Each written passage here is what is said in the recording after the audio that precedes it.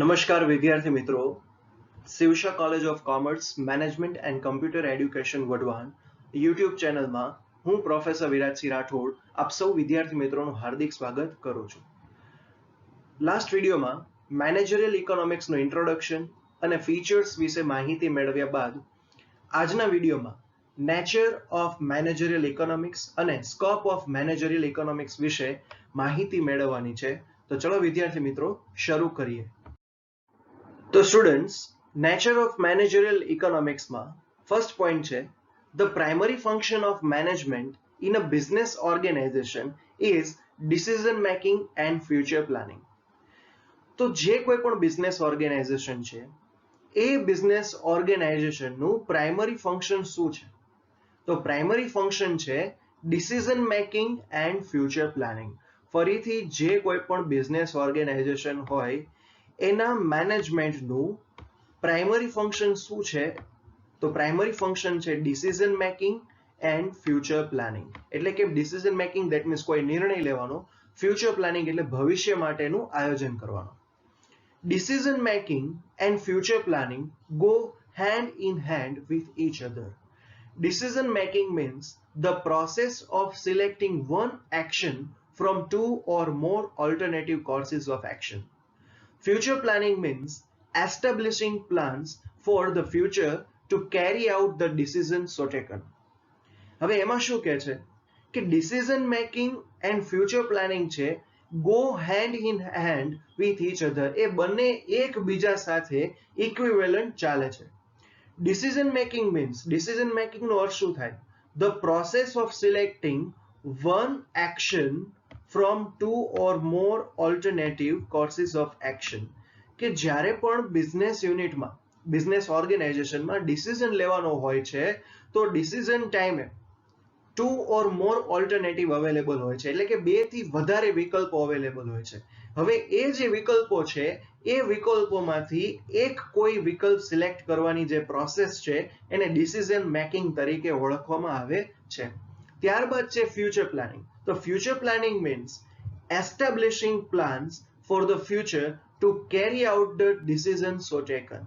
એટલે ફ્યુચર માટે શું કીધું છે કે future planning means establishing plans for the future to carry out the decisions so taken. એટલે જે ડિસિઝન આપણે લીધો છે એ ડિસિઝનને ફ્યુચર માટે કેરી ઓન કરવાનો છે. એટલે ફ્યુચર પ્લાનિંગ મીન્સ એસ્ટાબ્લિશિંગ પ્લાન, પ્લાનની એક સ્થાપના કરવાની છે. તો શેના માટે? ફોર ધ ફ્યુચર, ભવિષ્ય માટે.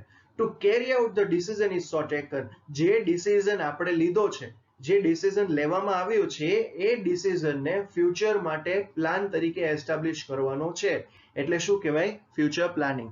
પછી નેક્સ્ટ છે, the problem of choice arises because the resources of a business unit are limited and the firm has to make the most profitable use of these resources. Third પોઈન્ટમાં શું કીધું છે? The problem of choices arises. એટલે કે જે આપણે અલગ અલગ વિકલ્પો છે એ વિકલ્પોમાંથી કયો વિકલ્પ સિલેક્ટ કરવો એના પ્રોબ્લેમ છે, એટલે કે એની સમસ્યાનું સર્જન થાય છે. કારણ કે the resources of a business unit, ધંધાકીય એકમના જે રિસોર્સિસ છે જેમ કે land, labour, capital and managerial capacity. તો આ જે બધા જે યુનિટના રિસોર્સિસ છે એ કેવા છે? એક પ્રકારે લિમિટેડ છે. અને ફર્મે એનો આ જે લિમિટેડ સોર્સિસ છે એનો પ્રોફિટેબલ યુઝ કરવાનો છે. પ્રોફિટેબલ પ્લસ ઓપ્ટિમમ યુઝ કરવાનો છે. એટલે આ ક્વેશ્ચનનું સોલ્યુશન લાવવા માટે ઘણા બધા પ્રોબ્લેમ અરાઇઝ થાય છે. તો ફરીથી થર્ડ પ્રોબ્લેમ શું છે? The problem of choice arises because the resources of a business unit like land, labour, capital and managerial capacity are limited and the firm has to make the most profitable use of these resources. કે આ જે question છે એનું arise, પ્રોબ્લેમનું arise શા માટે થાય છે? કારણ કે બિઝનેસ યુનિટના જે રિસોર્સિસ છે એ લિમિટેડ છે. હવે લિમિટેડ રિસોર્સિસ હોવા છતાં ફર્મે એને શું કરવાનું છે? મોસ્ટ પ્રોફિટેબલ યુઝ કરવાનો છે. માટે આ જે બધા ક્વેશ્ચન છે એ અરાઇઝ થાય છે. તો ફ્રેન્ડ્સ, આ હતો nature of managerial economics. Next આપણે જોશું ફ્રેન્ડ્સ, મેનેજરિયલ ઇકોનોમીમાં જે નેચર આપણે જોયું એમાં વધારાના પોઈન્ટ છે, the decision making function is that the business executive, he takes the decision which will ensure the most efficient means of achieving a desired objective for profit maximization. After taking the decision about the particular output, pricing, capital, raw materials and power, etc. are prepared. Forward planning and decision making thus go on at the same time. હવે આ જે point છે શું કહે છે? The decision making function is that the business executive takes the decision which will ensure the most efficient means of achieving a desired objective. એટલે first જે line છે એ શું કહે છે કે ડિસિઝન મેકિંગ જે ફંક્શન છે, જે કામ છે, એ સૌથી પહેલા તો કોણ કરે છે? Business executive. જે એક્ઝિક્યુટિવ ધેટ મીન્સ કાર્યકારી, જેનો કાર્યકર્તા છે એ. તો ધંધાકીય એકમના જે એક્ઝિક્યુટિવ છે એ ડિસિઝન મેકિંગનું ફંક્શન એટલે કે એનું કામ કરે છે. ત્યારબાદ he takes the decision which will ensure the most efficient means of achieving a desired objective. તો જે એક્ઝિક્યુટિવ છે એ કેવો ડિસિઝન લેશે? જે મોસ્ટ ઇફેક્ટિવ ઓબ્જેક્ટિવ જે આપણા છે એને, જે ડિઝાયર્ડ ઓબ્જેક્ટિવ છે એના માટે મોસ્ટ ઇફેક્ટિવ હોય એ ડિસિઝન લેશે. તો ફરીથી ડિસિઝન મેકિંગનું જે ફંક્શન છે કોણ કરે છે? Business executive. ત્યારબાદ શું કીધું છે? he takes the decision which will ensure the most efficient means of achieving a desired objectives. એટલે ધંધાકીય એકમના જે ઓબ્જેક્ટિવ છે, જે હેતુ છે, એને ઇફેક્ટિવ રીતે અચીવ કરી શકે એના માટેના ડિસિઝન લેશે ફોર પ્રોફિટ મેક્સિમાઇઝેશન. અને આ જે ઓબ્જેક્ટિવ છે એનું જે ડિસિઝન લેશે તો એ શેના માટે લે છે? પ્રોફિટ મેક્સિમાઇઝેશન માટે. પ્રોફિટ મેક્સિમાઇઝેશન એટલે શું? તો નફાકારકતાનું મૂલ્ય છે એ વધારવું. જેમ પ્રોફિટ વધશે તેમ બિઝનેસ એન્ટિટી છે એ એટલું જ ગ્રોથ કરશે. પછી after taking the decision about the particular output, pricing, capital, raw materials and power etc. are prepared. કે જ્યારે ડિસિઝન લેવામાં આવે છે ત્યારબાદ જે આઉટપુટ છે, પછી પ્રાઇસ છે, capital, raw materials and power etc. are prepared. આ બધી વસ્તુની તૈયારી કરવામાં આવે છે. એટલે એક્ઝિક્યુટિવ દ્વારા જ્યારે ડિઝાયર્ડ ઓબ્જેક્ટિવને અચીવ કરવાનો જે ડિસિઝન લેવામાં આવે છે ત્યારબાદ output, pricing, capital, raw materials and power આ વગેરેની તૈયારી કરવામાં આવે છે. Forward planning and decision making thus go on at the same time. Forward planning એટલે કે ફ્યુચર પ્લાનિંગ, જે હમણાં આપણે આગળ જોયું એ કે ફોરવર્ડ પ્લાનિંગ અને ડિસિઝન મેકિંગ છે આમ એકબીજા એક સાથે ચાલે છે. પછી સેકન્ડ છે a business manager's task is made difficult by the uncertainty which surrounds business decision making. Nobody can predict the future course of business conditions.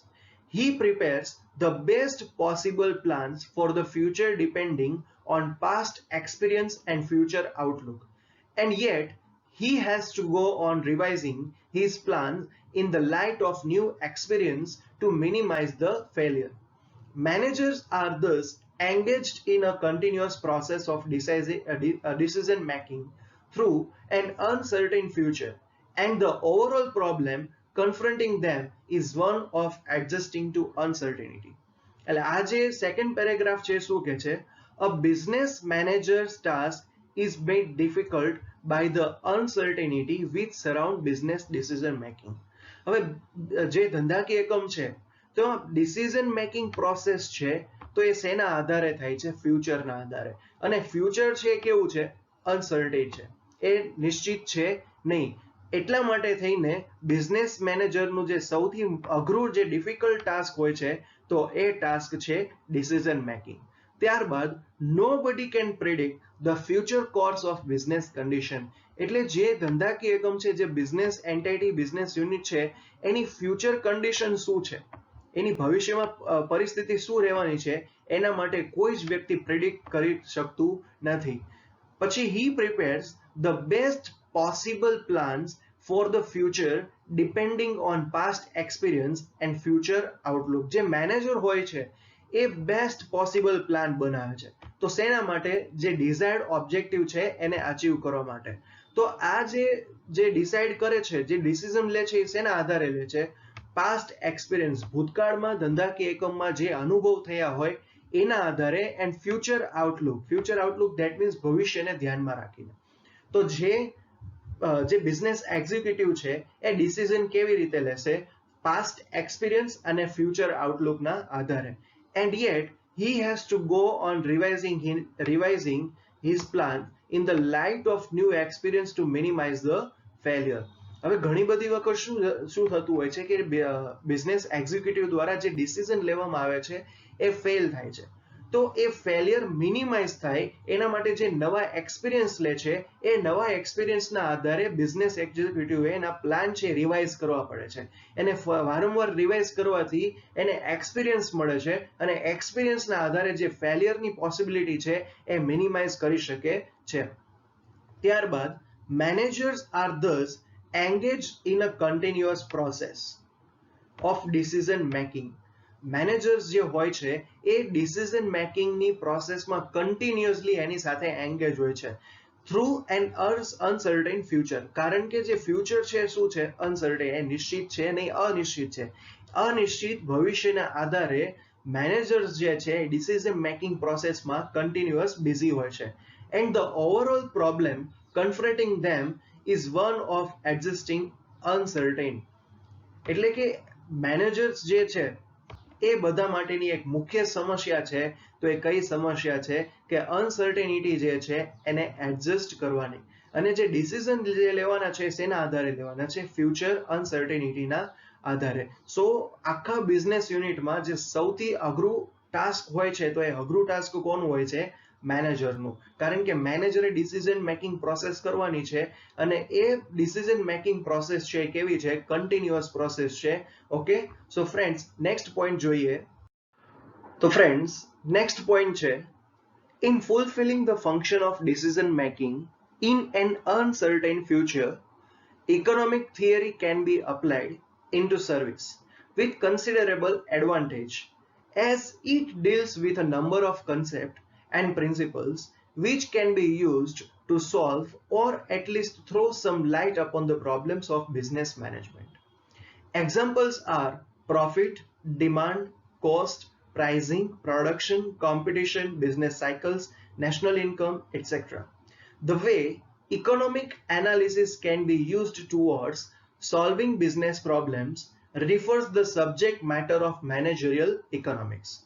Thus, in brief, we can say that managerial economics is both a science and an art.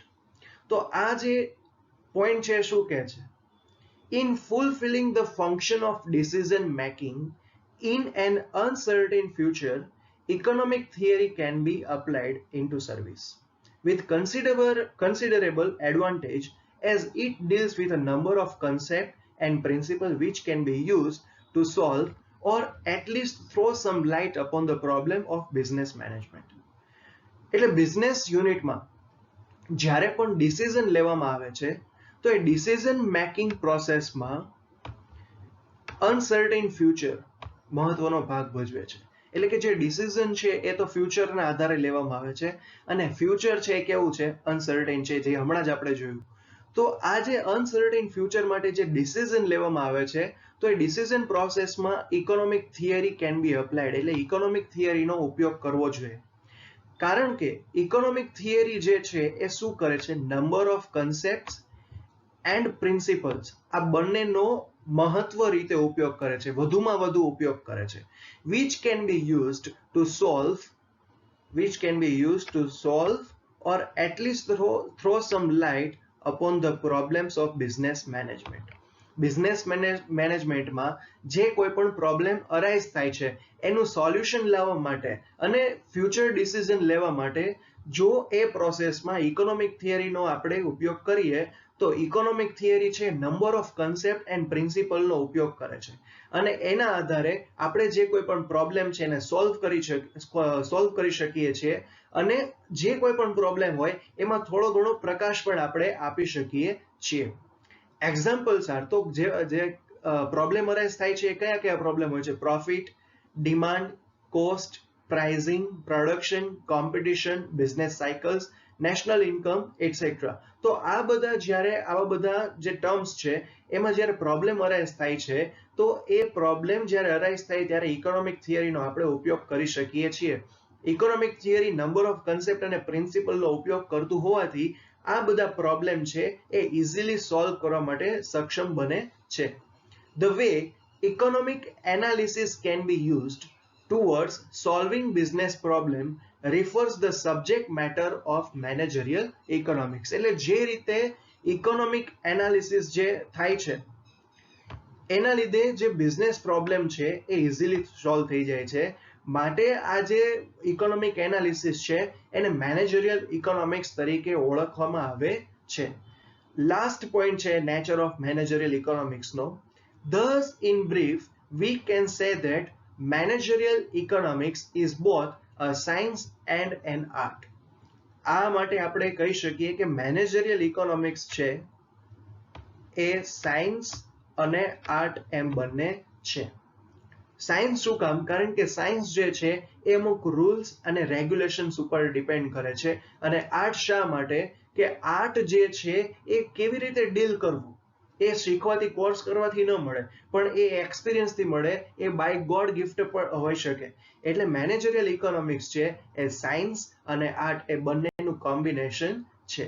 તો ફરીથી જોઈએ friends. તો students હવે આપણે જોઈશું scope of managerial economics. The scope of managerial economics is not yet clearly mentioned out because it is a developing science. કે managerial ઇકોનોમિક્સના જે scope છે એને સ્પષ્ટ રીતે દર્શાવવામાં આવેલા નથી કારણ કે આ ઇકોનોમિક્સ એ ડેવલપિંગ સાયન્સ છે. Even then, the following fields may be said to generally fall under managerial economics. છતાં પણ જે નીચે અમુક 5 જે સ્કોપ દર્શાવેલા છે એ મેનેજરિયલ ઇકોનોમિક્સ અંડર આવી શકે તેમ છે. તો પહેલો સ્કોપ છે ડિમાન્ડ એનાલિસિસ એન્ડ ફોરકાસ્ટિંગ. પછી સેકન્ડ છે cost and production analysis. Third છે pricing decision policies and practices. Fourth છે પ્રોફિટ મેનેજમેન્ટ. ફિફ્થ છે કેપિટલ મેનેજમેન્ટ. તો ફરીથી સ્કોપ ઓફ મેનેજરિયલ ઇકોનોમિક્સમાં શું છે કે સ્કોપ જે મેનેજરિયલ ઇકોનોમિક્સના છે એને સ્પષ્ટ રીતે દર્શાવવામાં આવેલા નથી કારણ કે આ એક ડેવલપિંગ સાયન્સ છે, એમાં દરરોજ કંઈક ને કંઈક નવું આવતું હોય છે. એટલે આ જે એના સ્કોપ રહેશે એવું કહી શકાય નહીં. પણ મેનેજરિયલ ઇકોનોમિક્સની અંદર અમુક જે સ્કોપ છે અત્યારે મેન્શન કરેલા છે, જેમાં પહેલું છે demand analysis and forecasting, cost and production analysis, pricing decision, policies, practices, profit management અને લાસ્ટ છે કેપિટલ મેનેજમેન્ટ. તો ફ્રેન્ડ્સ આ બધા જે સ્કોપ છે એની વિસ્તૃતમાં માહિતી હવે પછીના વિડીયોમાં આપણે લેવાની છે. જો આ વિડીયો આપ સૌ વિદ્યાર્થી મિત્રોને ગમ્યો હોય તો વિડીયોને લાઈક કરજો, શેર કરજો અને આપણી કોલેજની ચેનલ છે એને સબસ્ક્રાઇબ કરવાનું ભૂલતા નહીં. તથા જો કોઈ ડાઉટ હોય તો કમેન્ટ બોક્સમાં કમેન્ટ કરીને જણાવજો. Thank you so much for watching this video.